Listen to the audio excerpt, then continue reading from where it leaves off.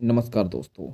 The discovery of India Bharat की खोज book summary में आपका बहुत बहुत स्वागत है। यह किताब जवाहरलाल नेहरू द्वारा लिखी गई है। यह किताब भारतीय इतिहास, संस्कृति, सभ्यता और स्वतंत्रता संग्राम पर आधारित है।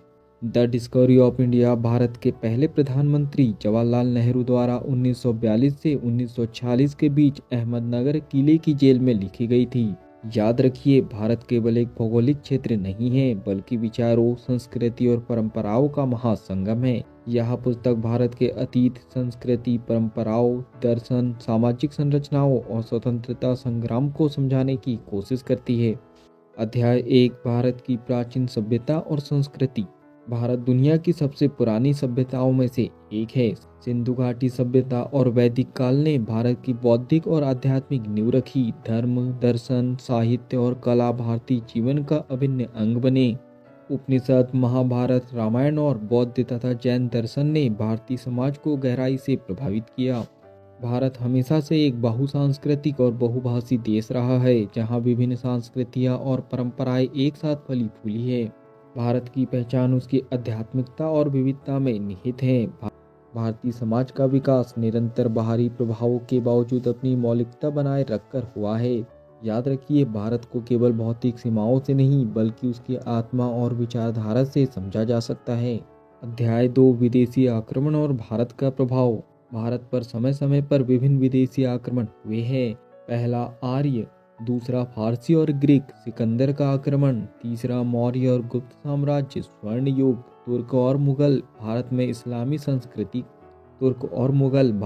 इस्लामी संस्कृति का प्रभाव, ब्रिटिश शासन, भारत की सामाजिक, आर्थिक और राजनीतिक संरचना पर गहरा प्रभाव। हर आक्रमण ने भारत की संस्कृति को प्रभावित किया, लेकिन भारत ने हर नई परंपरा को अपनाकर उसे अपनी पहचान बना लिया। भारत की संस्कृति स्थिर नहीं रही, बल्कि समय के साथ विकसित होती रही। विदेशी प्रभावों को स्वीकार कर भारत ने हमेशा अपनी पहचान बनाए रखी। याद रखिए, भारत ने हमेशा एक विचारों को अपनाया और उन्हें अपनी संस्कृति का हिस्सा बनाया। अध्याय 3, ब्रिटिश शासन और स्वतंत्रता संग्राम। ब्रिटिश शासन ने भारत की अर्थव्यवस्था और समाज को पूरी तरह प्रभावित किया। 1857 की क्रांति से लेकर महात्मा गांधी के नेतृत्व में अहिंसक आंदोलन भारत में राष्ट्रीयता की भावना को मजबूत किया। नेहरू ने ब्रिटिश साम्राज्यवाद की नीतियों की आलोचना की और बताया कि कैसे उन्होंने भारतीय समाज को विभाजित किया। भारत की स्वतंत्रता केवल राजनीतिक नहीं थी, बल्कि यह एक सांस्कृतिक पुनर्जागरण भी था। ब्रिटिश शासन ने भारत की आर्थिक और सामाजिक व्यवस्था को कमजोर किया। स्वतंत्रता संग्राम केवल राजनीतिक आज़ादी नहीं, बल्कि आत्म साक्षात्कार और पुनर्जागरण की यात्रा थी। याद रखें, भारत की स्वतंत्रता केवल अंग्रेजों से मुक्ति नहीं थी, बल्कि यह हमारी आत्मा को पुनः खोजने की प्रक्रिया थी। अध्याय 4, भारत का समाज और विविधता। भारत धर्मों, भाषाओं, जातियों और संस्कृतियों का संगम है। हिंदू, मुस्लिम, सिख, ईसाई, जैन, बौद्ध सभी धर्मों ने भारत की सांस्कृतिक धारा को समृद्ध किया।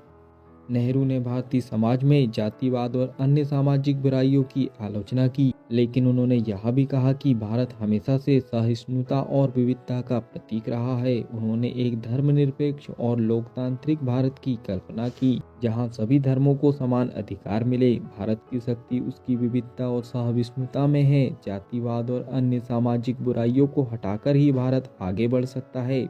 याद रखिए, भारत की आत्मा उसकी विविधता में बसती है। अध्याय 5, भारत का भविष्य और आधुनिकता की ओर कदम। नेहरू ने एक वैज्ञानिक, आधुनिक और प्रगतिशील भारत का सपना देखा। उन्होंने शिक्षा, विज्ञान और तकनीक के महत्व पर जोर दिया। उनका मानना था कि भारत को अतीत से प्रेरणा लेकर, लेकिन आधुनिकता को अपनाकर आगे बढ़ना चाहिए। उन्होंने लोकतंत्र, धर्मनिरपेक्षता और समानता के मूल्यों को अपनाने पर जोर दिया। भारत को विज्ञान, शिक्षा और आधुनिकता के पथ पर आगे बढ़ना चाहिए। भविष्य एक ऐसे भारत का होना चाहिए जो प्राचीन ज्ञान और आधुनिक सोच का संतुलन बनाए। याद रखिए, एक नया भारत केवल आधुनिक तकनीक से नहीं, बल्कि प्राचीन मूल्यों और आधुनिकता के संतुलन से बनेगा। अब हम फाइनली इस बुक समरी के निष्कर्ष पर पहुंच चुके हैं। द डिस्कवरी ऑफ इंडिया सिर्फ इतिहास की किताब नहीं, बल्कि भारत की आत्मा को समझने की कोशिश है। चलिए अब हम बात करते हैं इस बुक में बताई गई सीखों के बारे में। पहला भारत सिर्फ एक देश नहीं बल्कि हजारों सालों की सभ्यता, परंपरा और संस्कृति का संगम है। दूसरा, भारत हमेशा बाहरी प्रभाव से प्रभावित होता रहा लेकिन उसने अपनी पहचान बनाए रखी। तीसरा, ब्रिटिश शासन ने भारत को कमजोर किया लेकिन स्वतंत्रता संग्राम ने इसे फिर से खड़ा किया। चौथा, भारत की असली ताकत उसकी विविधता और सहिष्णुता में है। पांचवा, भविष्य एक आधुनिक, वैज्ञानिक और लोकतांत्रिक भारत का होना चाहिए। याद रखिए, भारत को जानने के लिए केवल इतिहास नहीं बल्कि उसकी आत्मा को समझना जरूरी है। अब बात करते हैं, क्या यह पुस्तक आपको पढ़नी चाहिए? अगर आप भारतीय इतिहास, संस्कृति और स्वतंत्रता संग्राम को गहराई से समझना चाहते हैं तो यह पुस्तक जरूर पढ़ें। यह पुस्तक न केवल अतीत को समझाती है बल्कि भविष्य की दिशा भी दिखाती है। याद रखिए, भारत केवल एक भूमि नहीं, यह एक विचार है और इस विचार को जानना हर भारतीय के लिए जरूरी है। इस बुक समरी से आपने कुछ नया सीखा है और इस बुक को आप विस्तार से पढ़ना चाहते हैं तो नीचे डिस्क्रिप्शन में लिंक दी गई है, आप जाकर बुक को खरीद सकते हो और इसको पूरा पढ़ सकते हो। इस बुक से आपने कुछ भी नया और अच्छा सीखा हो तो जल्दी से वीडियो को लाइक कर दो, कमेंट्स करके बताओ कि इस बुक से आपने क्या अच्छा और नया सीखा है और आगे क्या सीखना चाहते हो। इस बुक समरी को ज़्यादा से ज़्यादा लोगों तक शेयर कर दीजिए क्योंकि जब हम दूसरों की हेल्प करते हैं तो ये नेचर हमारी हेल्प करता है। अगर आप चाहते हो कि ऐसी ही वैल्यूबल बुक समरी आपको रेगुलर मिलते रहे तो जल्दी से चैनल को सब्सक्राइब कर लीजिए, बेल आइकन को दबा दीजिए ताकि ऐसी ही वैल्यूबल बुक समरी की नोटिफिकेशन टाइम टू टाइम आपको मिलते रहे। बाकी हम लोग मिलेंगे नेक्स्ट बुक समरी में इस तरह हंसते हुए, मुस्कुराते हुए, लाइफ में आगे बढ़ते हुए और कुछ नया नया सीखते हुए। तब तक के लिए thank you so much, bye bye and go for success.